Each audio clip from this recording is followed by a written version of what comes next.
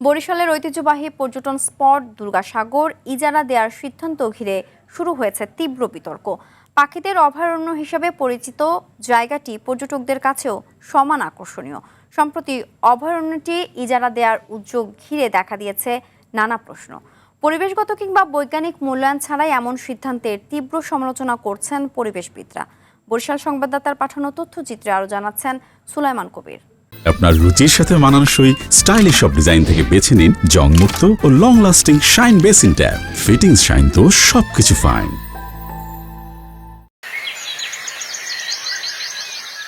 ভোরের আলো ফুটতেই পাখিদের কলকাকলিতে মুখর হয়ে ওঠে বরিশালের দুর্গাসাগর। ঐতিহাসিক জলাভূমিটি শুধু পর্যটকদের আকর্ষণই নয়, বহু দেশি ও অতিথি পাখির নিরাপদ আশ্রয়ও। তবে সময়ের সঙ্গে বদলেছে পরিবেশ। সবুজের নির্মলতা কমে নির্মাণ হয়েছে কটেজ, গেস্ট হাউস, দোকানসহ নানা স্থাপনা। সম্প্রতি দুর্গাসাগর ইজারা দেওয়ার উদ্যোগ নিয়েছে প্রশাসন, যেখানে রয়েছে উন্মুক্ত দরপত্র, মৎস্য সম্পদ মূল্যায়ন, ড্রেজিং, চিড়িয়াখানা সম্প্রসারণ সহ নানা পরিকল্পনা। ইতোমধ্যে আন্তঃমন্ত্রণালয় সভাসহ অতিরিক্ত বিভাগীয় কমিশনারকে প্রধান করে গঠিত হয়েছে কমিটি। এ খবর পাওয়ার পরই দর্শনার্থী সহ বিভিন্ন মহল থেকে শুরু হয়েছে তীব্র সমালোচনা। আমাদের মাছ ধরার জন্য একমাত্র সরকারি হলো দিয়ে দুর্গাসাগর, এবং সেটা যদি তারা লিজ দিয়ে দেয় তাহলে বাইরের কোনো কিছুই ওখানে ঢুকতে পারবে না। পরিবেশবিদদের অভিযোগ, দুর্গাসাগর ইজারা দেওয়ার আগে জীববৈচিত্র্য ও পরিবেশের ওপর সম্ভাব্য প্রভাব নিয়ে করা হয়নি কোনো সমীক্ষা। এতে অতিরিক্ত পর্যটন, শব্দ দূষণ, কৃত্রিম আলো কিংবা অপরিকল্পিত অবকাঠামো দিঘির বাস্তুতন্ত্রের জন্য মারাত্মক ঝুঁকিপূর্ণ বলছেন তারা।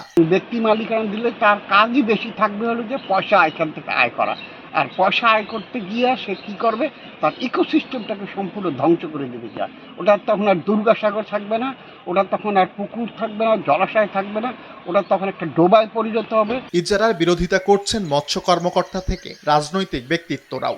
বাণিজ্যিকভাবে ইজারা দিয়ে দেন তাহলে দুর্গাসাগরের কফিনে শেষ পেরেকটা মারা হয়ে যাবে। একটা দিঘিকে সেটাকে মেইনটেইন করার মতো সরকারি অর্থ সরকারের নাই, এইটা আসলে কোনো যুক্তি হতে পারে না। পাড়ে গিয়ে দাঁড়ালে দেখবেন অনেক ধরনের অ্যানিমেলস আছে, অনেক ধরনের অ্যাকোয়াটিক জীব আছে, যেটা বাস্তুসংস্থানের এক একটা অংশ। এটাকে যদি ইন্টারাপ্ট করা হয় তাহলে পরবর্তীতে এই বাস্তুসংস্থা তৈরি হতে আবার 50, 60 বা 100 বছর সময় লাগবে। তবে দিঘি ইজারা ও সংস্কারে অনড় বিভাগীয় কমিশনার বলছেন, প্রাকৃতিক পরিবেশ ঠিক রাখতে সব পক্ষের সমন্বয়ে করা হবে কাজ।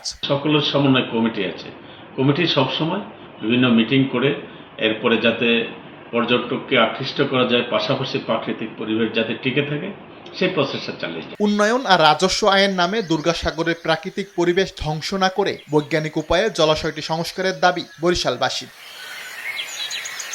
সুলাইমান কবির, RTV।